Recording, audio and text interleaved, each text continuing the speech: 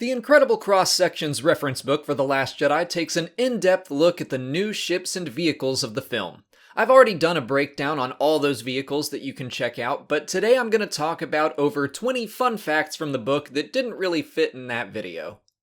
Palpatine constructed a vast network of labs, shipyards, and bases throughout the unknown regions as part of his plan to expand the Empire once the rebel threat had been dealt with. The First Order inherited those facilities. The Raddus had experimental deflector shields that could take far more punishment than most ships. Before Admiral Akbar named it the Raddus, the MC-85 cruiser was called the Dawn of Tranquility and served in the New Republic Navy. The Ninka and other Free Virgilian-class bunker busters could carry resistance bombers or a squadron of A-wings docked onto reinforced pylons. The resistance bombers are actually two separate pieces that fit together, the fuselage and the clip. The bombs were loaded into the clip when it was horizontal, and then it was rotated to slot into the fuselage. I've mentioned this before, but so many people seem to have a problem with this for some reason that I'll say it again. The bombers have artificial gravity inside the ships, just like every other Star Wars ship ever.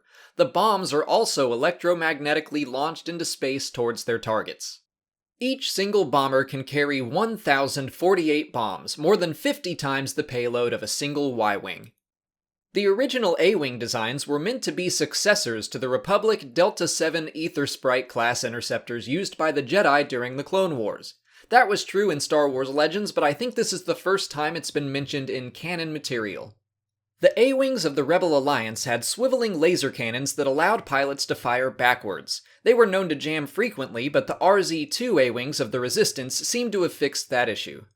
Some of the problems Poe and BB-8 experienced during their solo attack run on the First Order Dreadnought were due to damage sustained in the Battle of Starkiller Base that Resistance technicians did not have time to repair. The Supremacy is able to track ships through hyperspace through sheer processing power. Its computers are filled with centuries worth of intelligence and hyperspace trajectories. It can calculate a target's trillions of potential destinations and the probabilities of each insanely quickly thanks to a network of machines contained within a static hyperspace field.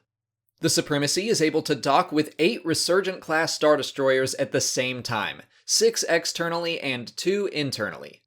The Supremacy is said to dwarf the largest warships ever built, including the flagship of Zim the Despot.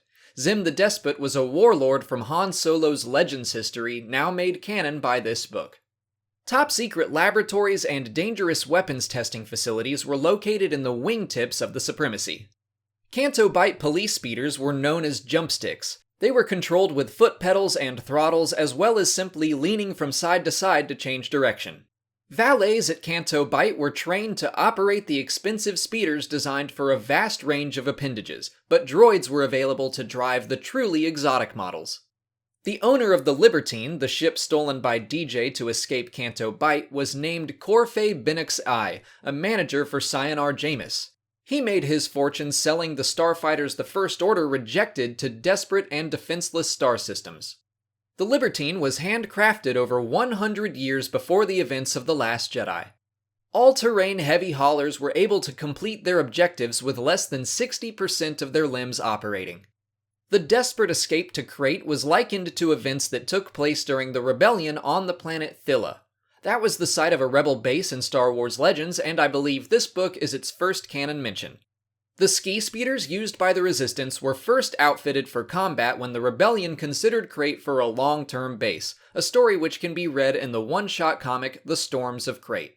Those are all the fun facts I wrote down from the book. If you haven't seen it yet, you'd probably enjoy the breakdown of all the new vehicles that I mentioned at the start of this video, and you can watch that right here. If you haven't already, please like this video, subscribe to the channel, follow me on Twitter, Instagram, and Facebook, and consider checking out my Patreon page. As always, thanks for watching, and may the Force be with you.